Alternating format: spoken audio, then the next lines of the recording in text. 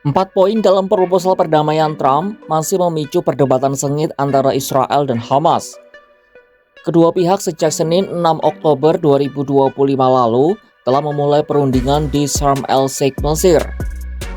Delegasi Hamas dipimpin oleh Khalil al-Hayya dan Zaher Jabarin, sementara Israel diwakili Koordinator Pembebasan Sandera Gal Hirsch, lalu penasihat politik luar negeri Perdana Menteri Israel Ophir Vog, serta sejumlah pejabat dinas intelijen Mossad dan juga Shin Bet. Setidaknya ada 4 isu yang paling alot soal teknis pembebasan sandera, lalu pelucutan senjata Hamas, sampai pemerintahan Gaza pasca perang dan penarikan pasukan Israel. Poin-poin itu sudah berulang kali membuat negosiasi Israel dan Hamas sebelumnya tak pernah mencapai satu kata sepakat. Sekarang setelah 2 tahun perang mematikan, apakah situasinya akan berubah? Dan sejauh mana kesepakatan itu dapat dikompromikan? Simak informasi lengkapnya dalam video berikut.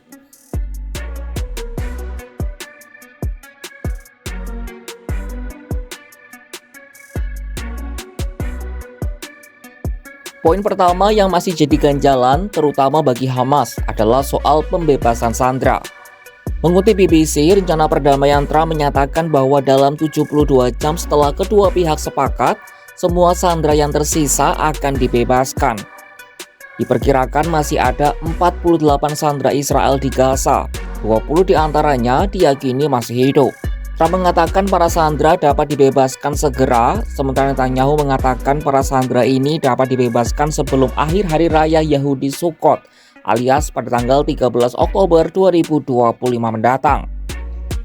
Kelompok Hamas sebenarnya secara umum disebut setuju dengan formula pertukaran sandera yang dirinci dalam rencana Trump. Namun dengan syarat hal itu bisa terlaksana kalau kondisi lapangan terpenuhi.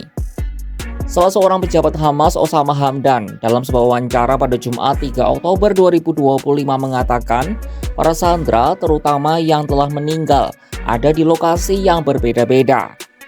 Hamdan juga meminta tahanan Palestina dibebaskan sebagai gantinya. هناك واقع ينبغي أن يراعى.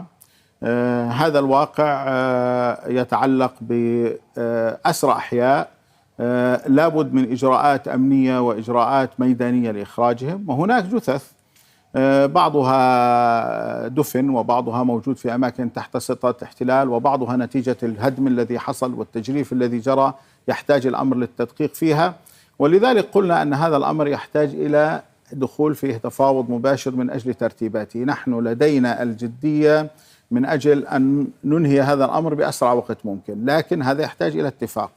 بالمقابل هناك أسرى فلسطينيين يجب أن يخرجوا.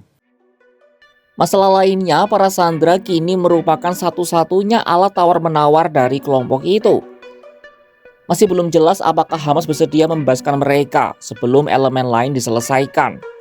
Apalagi kepercayaan di antara kedua belah pihak hampir tidak ada.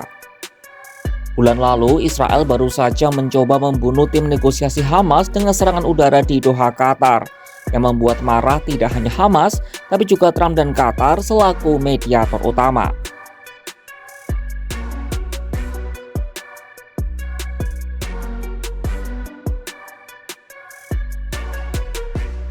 Poin perdebatan kedua adalah soal perlucutan senjata Hamas.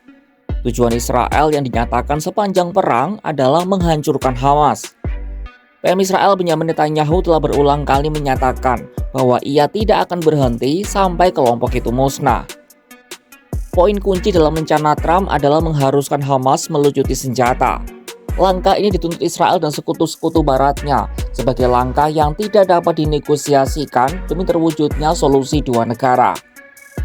Proposal itu menuliskan anggota Hamas yang berkomitmen untuk hidup berdampingan secara damai akan diberikan amnesti. Sementara mereka yang ingin meninggalkan Gaza akan diberikan perjalanan yang aman ke negara penerima.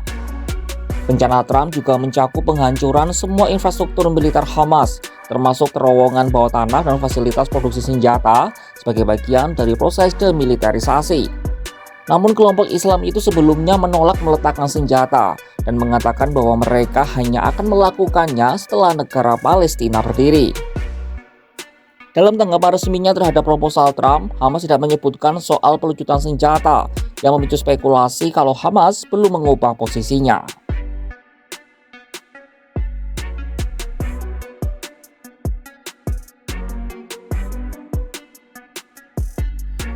Poin ketiga adalah soal tata kelola pemerintahan Gaza pasca perang.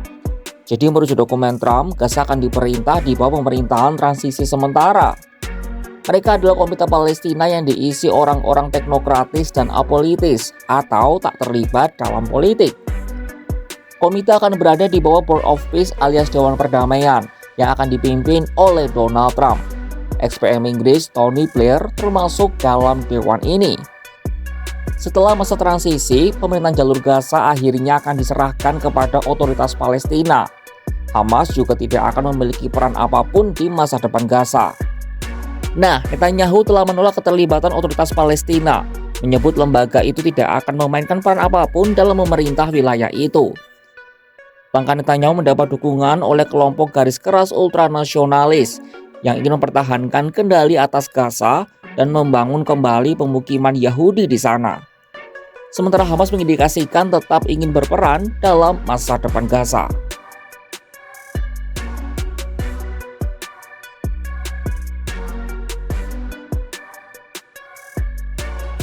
Poin terakhir yang masih jadi perdebatan sengit adalah soal penarikan pasukan Israel. Rencana Trump menjelaskan pasukan Israel akan mundur ke garis yang disepakati untuk mempersiapkan pembebasan sandera. Namun poin ini banyak dikritik karena tidak jelasnya garis yang disepakati bagi pasukan IDF untuk mundur. Pihak Gedung Putih sempat mengeluarkan peta yang menunjukkan 3 tahap penarikan pasukan Israel. Tahap pertama menyisakan sekitar 55% wilayah Gaza di bawah kendali Israel. Tahap kedua 40% dan tahap terakhir 15%. Tahap akhir itu akan berupa perimeter keamanan yang akan bertahan hingga Gaza benar-benar aman dari ancaman teror yang muncul kembali. Masalahnya peta yang di bagian Gedung Putih tak sesuai dengan peta milik militer Israel. Dengan batas-batas Gaza digambar secara tidak benar di beberapa tempat. Perdamaian katanya tinggal sejengkal lagi. Tapi di meja perundingan Mesir sejengkal itu terasa seperti jurang. Trump datang bawa peta, janji, dan rencana. Namun diperdebatkan tetap sama, siapa yang berhak memegang kendali atas Gaza dan siapa yang harus lebih dulu meletakkan senjata. Israel bicara keamanan, Hamas bicara kemerdekaan. Satu menuntut perlucutan, yang lain menuntut pengakuan. Dan di antara keduanya, rakyat Gaza terus menunggu.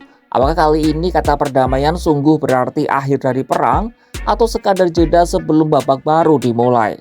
Saksikan kabar lainnya hanya di kanal YouTube Kompas.com.